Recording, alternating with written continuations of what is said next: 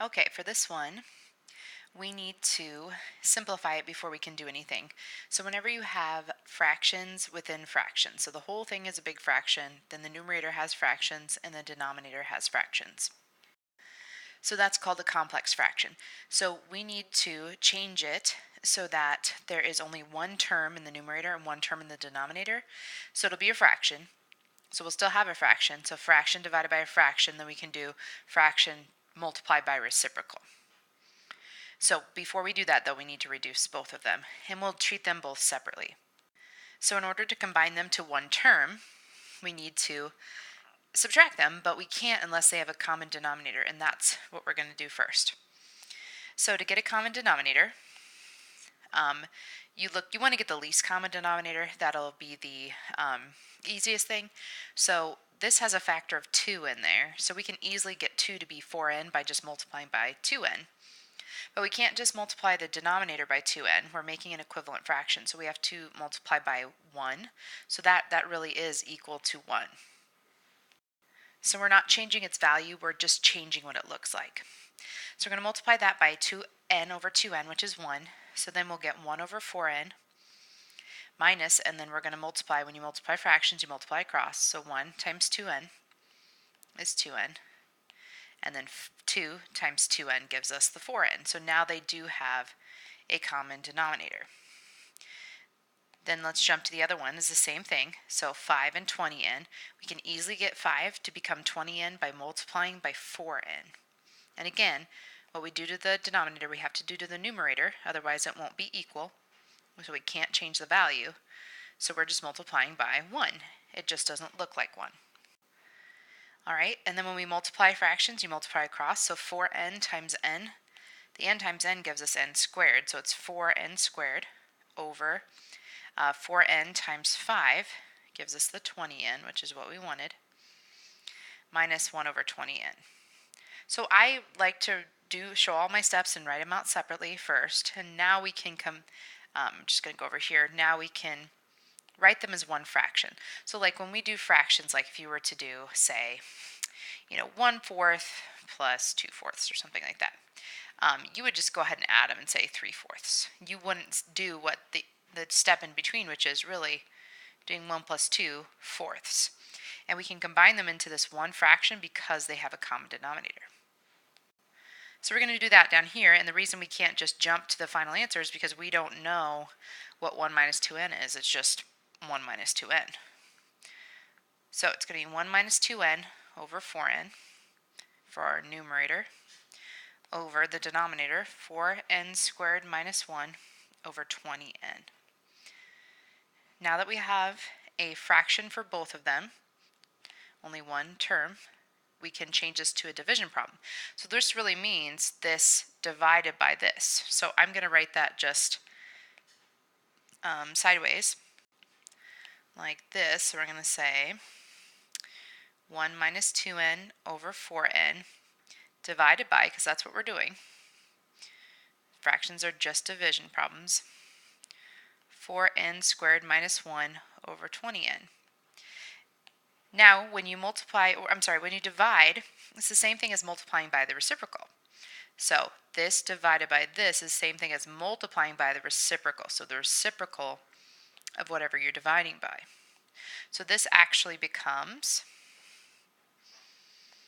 1 minus 2n over 4n times the reciprocal, so 20n over 4n squared minus 1. Okay, now that we're going to multiply them, since this one has two terms, and we're going to multiply, we have to put it in parentheses, same for the denominator of the second one. And then let's just combine these two together.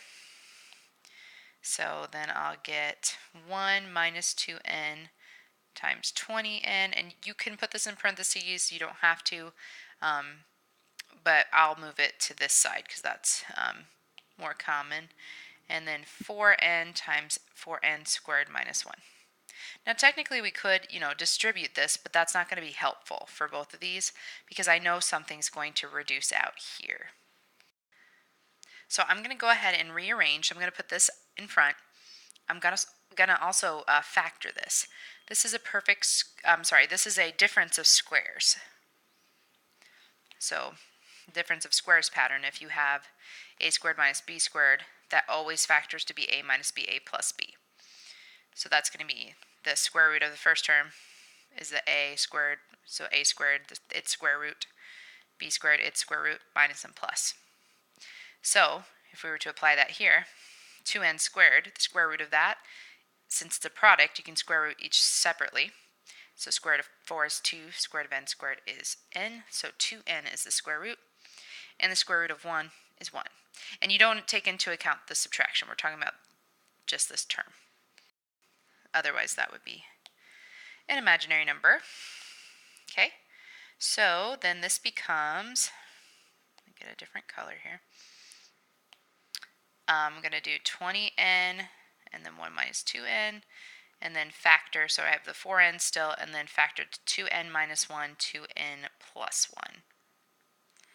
Now we can see that we can reduce some things here. So the 20n, and the only reason we can reduce is because it's all multiplication. You're going to treat this as a single number. So there's multiplication in between there. Multiplication here, multiplication here. Treat this as a single term. Can't treat these two separately. So now we can reduce that first term. They both have an n and a factor of 4. So I can divide by 4n would be 1, divide by 4n would be 5. Or you could do it separately. 20 divided by 4 is 5, and then n divided by n is 1. So then that just leaves us with that 5 there. So then it becomes 5 times 1 minus 2n over 2n minus 1 times 2n plus 1. Now here's where it gets interesting. So we can reduce a little more if we work at it. So these two are really close. If you notice, their signs are just opposite. 2n is positive here, but it's negative here. The 1's negative here, but it's positive here. So all we need to do is, or the way we could get rid of 1 is if the signs were both changed. Well, we can do that by multiplying by negative 1 over negative 1. Again, that's just equal to 1. Now when we do this, there's no distributing going on here because it's just multiplication. Again, we'll treat this as one term, one term. This is one factor. This is another factor, factor, factor, factor. So then it becomes negative 1 times 5 times 1 minus 2n over negative 1 times 2n minus 1, 2n plus 1. Now we can distribute, but you would only distribute to one of them if you wanted to distribute. So up here, I don't want to change this, so I'm going to just multiply negative 1 times 5 because I know what that is. Okay, so I can say that's negative 5 times 1 minus 2n. So those are equal, okay? You don't multiply this by both pieces. That would be like if I said 2 times 3 times 4. You do 2 times 3, 6. Now 6 times 4 to get 24. You don't do 2 times 3 and 2 times 4 because that would give you 48. Same idea down here. Now in this one, again, we're treating this as one number, so I can multiply this by one of these. And when you do that, though, now we can distribute since it really does have two terms in there. So I'm going to go ahead and simplify this by distributing the negative 1. And when I do that, negative 1 times 2n gives us negative 2n, and negative 1 times negative 1 gives us positive 1. And that's still in parentheses because that whole thing still needs to be multiplied by 2n plus 1.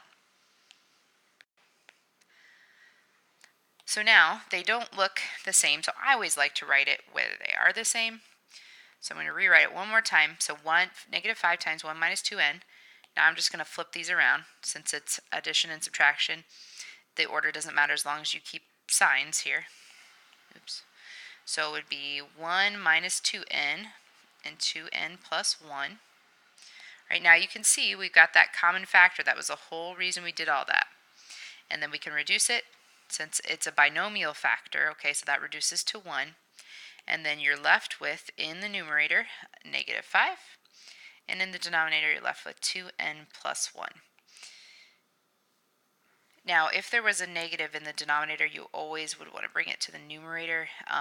Negatives in the denominator, unless you distribute it through, are not proper. So usually we put it in the numerator. But that's it for that one.